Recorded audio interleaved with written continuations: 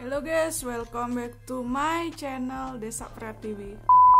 Oke guys, sebenarnya sih pembahasanku tentang perpaduan animasi 2D dan 3D belum selesai sih sebenarnya, karena ada animasi lain yang belum aku sebutin waktu itu, dan aku juga baru nemuin animasi yang berpaduan langsung itu. Oleh karena itu aku akan bahas sekarang. Aku ngasih spoiler kalau animasi yang aku maksud itu adalah SpongeBob Out from Water, apa itu ya judulnya kalau nggak salah. Pokoknya intinya kalau di bahasa Indonesiain SpongeBob yang keluar dari air. Ini salah satu filmnya SpongeBob, film movie-nya ya. Menurutku ini pertama kalinya SpongeBob keluar dari dalam laut atau dari air. Sesuai dengan judulnya SpongeBob Out of Water. Kalau nggak salah film ini rilisan antara tahun 2014 atau 2015 gitu, aku lupa, karena animasi ini juga berhubungan dengan dimensi 2D dan 3D. Aku pernah nonton film ini. Jadi pada awalnya tuh SpongeBob masih setting atau latarnya tuh masih di bawah air, karena ada sesuatu hal yang membuat SpongeBob keluar dari air. Pokoknya inti ceritanya gitu. Dan untuk lebih lengkapnya aku akan jelasin animasi 2D yang berhubungan langsung dengan dimensi 3D, yaitu SpongeBob Out of Water, dan juga fakta-faktanya. Jadi mohon disimak ya guys. Jadi guys, penjelasannya aku mulai dari proses produksi dan perilisan The SpongeBob Movie Spong Out of Water ini ya. Jadi The SpongeBob Movie Spong Out of Water adalah sebuah film animasi Amerika Serikat yang tayang pada tahun 2015 dan dirilis pada tanggal 6 Februari 2015. Film ini diproduksi oleh Nickelodeon Movies dan Paramount Animation. Film ini didedikasikan kepada Ernest Borgnine, pengisi suara Mermaid Man yang meninggal pada 2012, juga sekaligus merupakan film terakhir yang melibatkan Stephen Hillenburg sebelum kematiannya pada 2018, dan juga sekaligus pengisi suara terakhir Tim Conway yang meninggal pada 2019.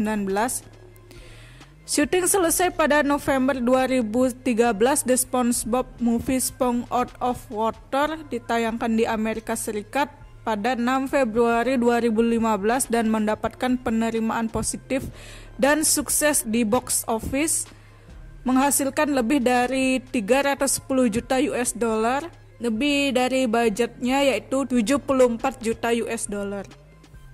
Jadi yang kedua aku bahas dari dimensi 2D dan 3D-nya ya guys ya. Jadi film ini dapat dilihat dalam format 2D atau 3D. Setengah dari film berlangsung di bawah air atau memanfaatkan animasi klasik, sedangkan separuh lainnya berlangsung di darat. Animasi komputer yang terlihat seperti bentuk baru dari tanah liat. Di masa ketika banyak waralaba kartun memutuskan untuk hanya menggunakan animasi komputer, sangat menyegarkan untuk melihat segmen yang digambar dengan tangan. Jadi keputusan untuk beralih dari animasi 2D klasik ke animasi 3D di tengah-tengah film menyajikan cerita dengan baik saat SpongeBob dan teman-temannya memasuki dunia asing. Para penonton dihadapkan pada sesuatu yang baru, bukan hanya karakter dalam film yang dipaksa untuk beradaptasi dengan konteks yang berbeda secara drastis, tetapi penonton harus mengganti personeling sebagai yang mereka lakukan saat SpongeBob dan teman-temannya memasuki dunia nyata. Mereka secara bersamaan menarik penonton ke dunia mereka ya guys ya. Yang berikutnya aku jelaskan di bagian plot cerita. Jadi SpongeBob dan teman-temannya seperti Patrick, Tuan Crab, Squidward, Sandy, dan Plankton melakukan perjalanan untuk mengembalikan resep yang dicuri. Jadi perjalanan tersebut membawa mereka ke dunia nyata di mana mereka bertemu dengan bajak laut yang mempunyai resepnya dan juga buku yang bisa mengubah sesuatu bisa ditulis.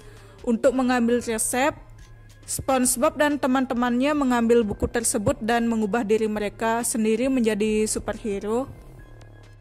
Yang berikutnya aku bahas soal perilisan.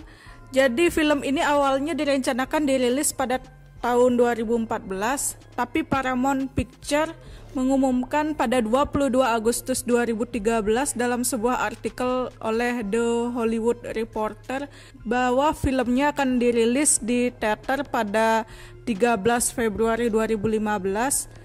Pada 5 Juni 2014, tanggal rilis film diubah menjadi 6 Februari 2015 untuk menghindari persaingan dengan Universal Pictures 50 Shades of Grey yang akan ditayangkan pada tanggal sebelumnya. Baik guys, sama seperti pernyataanku di video-video sebelumnya, kalau misalnya ada animasi atau anime yang unik, animasi yang berhubungan langsung dengan dimensi 3D, seandainya aku nemuin lagi, aku pasti akan bahas. Anime pun kalau ada yang anime yang unik-unik, yang berbeda dari anime yang biasanya, aku pasti akan bahas. Oleh karena itu, kalian jangan lewatkan video-videoku yang selanjutnya lagi, karena mungkin bisa aja suatu saat nanti aku akan membahas hal-hal unik lainnya lagi seputar anime dan kartun. Oleh karena itu, jangan lewatkan videoku yang berikutnya, dan jangan lupa like, komen, dan subscribe. Kalau ada salah-salah kata, aku minta maaf. Dan bye-bye.